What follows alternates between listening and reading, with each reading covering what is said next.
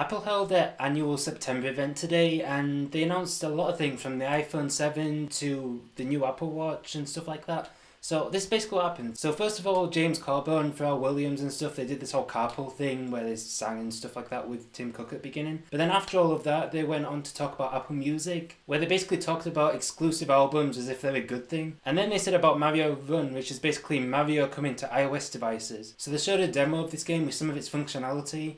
And they basically said about some of its multiplayer aspects, like you can compete against your friends and stuff, as well as compete against people online. They also talked about education and how with Connect Eds, they're investing a lot in education in America.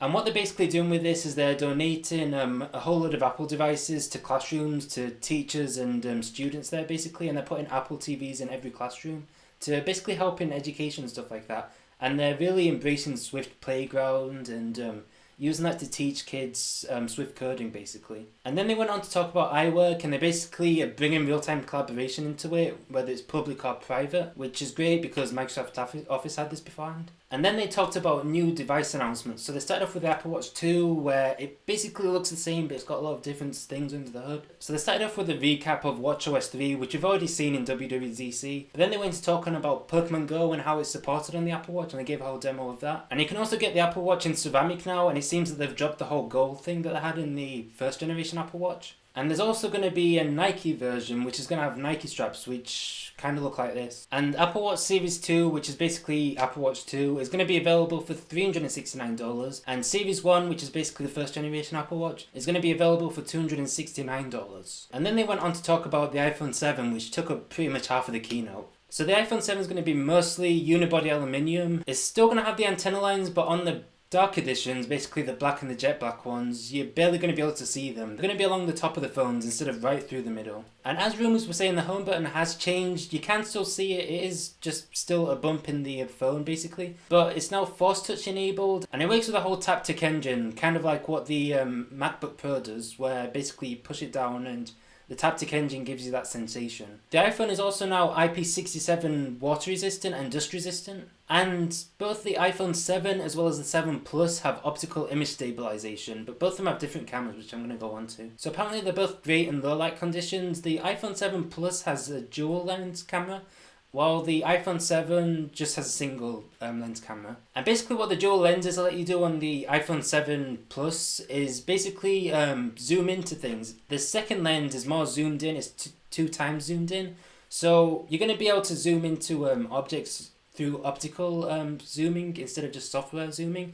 And then if you want to go a step further, it switches over to software zooming, and then it zooms in 10 times the original amount. You can also see a real-time shallow depth of field on the iPhone 7 and then capture it, and it just produced some great pictures looking at the keynote. They've also made the display a lot brighter on the iPhone as well as on the Apple Watch too actually. And they've also improved colour management on it too. The iPhone now has stereo speakers too, but instead of having them both at the bottom, it's got one at the bottom and one at the top. And yeah, the headphone jack is gone, so now they're going to be doing earpods over Lightning. These earpods are included in the box. And there's also an adapter to link the Lightning port to a 3.5mm jack. And that's included for free in the box, and it's like really cheap. It's like $9 to buy a replacement one. So Apple have been really, really good with pricing. And they also announced the AirPods, which are basically wireless earphones, and they basically just look like the top of earpods with the wire cut off basically. But I don't really know if I like how they look, but anyway, this is how they look. So they're only going to play music while they're in your ear, and you can double tap on it to launch Siri and say stuff like increase the volume and like that.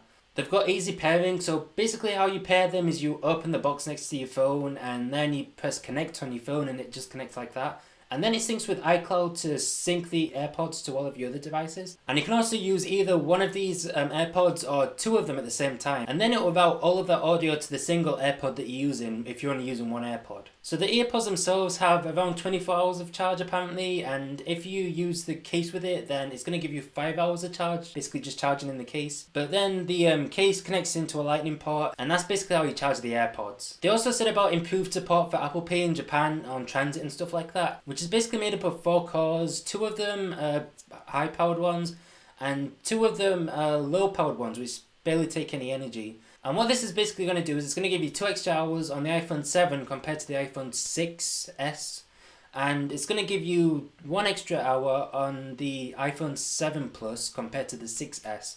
according to Apple anyway. So as for the storage, all of the storage has basically been doubled. So you're going to be getting 32 gigabytes, you're going to be getting 128 gigabytes, and you're going to be getting 256 gigabytes.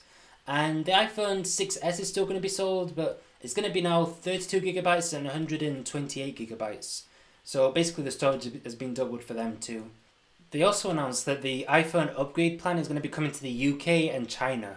And they said that pre-orders will be starting on September the 9th. It's going to be coming to many countries on September the 16th. And then it's going to be coming to a whole load more countries the week after. So the AirPods are going to be costing $159, while the iPhone 7 is going to be costing the same as the iPhone 6S did. And to end the whole keynote off, they brought on Sia to sing her new song as well as one of her older songs. And it was a pretty good performance, to be honest. And yeah, that's basically it. That was the Apple event. So if you watch this event too, be sure to comment down below, or just comment down below what you thought about the event and if you like the iPhone 7 and stuff. And yeah, I'll see you all in the next video. Bye.